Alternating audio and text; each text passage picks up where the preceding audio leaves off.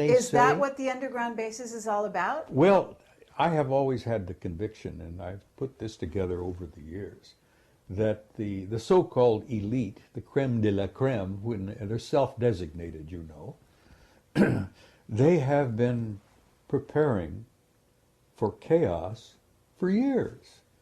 It initially was initiated by the thermonuclear threat with the Soviets.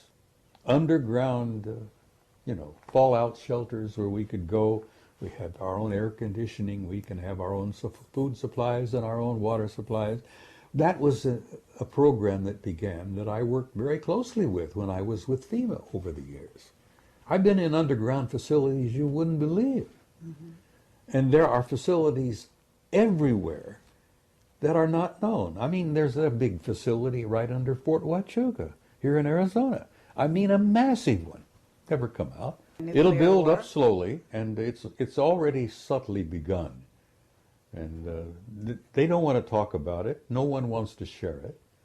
I mean, look, for God's sake, what the lid they've kept on the reality of ET activity on the moon and Mars.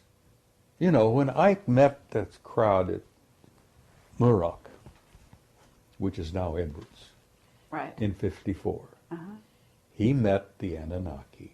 Mm. Poor Ike, not long after that, had a heart attack.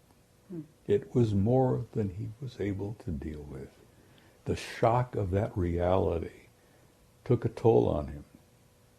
Hmm. And that's one of the reasons why the Brookings report reached the conclusion it did. You can't tell those poor folks out there all this. They couldn't handle it. Well, BS, they can handle it. Damn, human beings can handle anything. I mean, I have to agree with you. We've gone through hell over the centuries. If we could handle Attila the Hun and Adolf Hitler, we can handle anything. We've been designed to handle anything. We haven't been designed to live very long.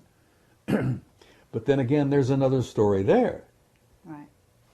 Where did you think that this tremendous outpouring of knowledge on the double helix, our RNA, our DNA, and all of that has been coming forth?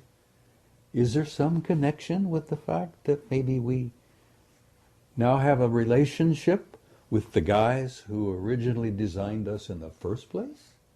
Sure. Of course we have. We're now in the process of redesigning and engineering our own DNA.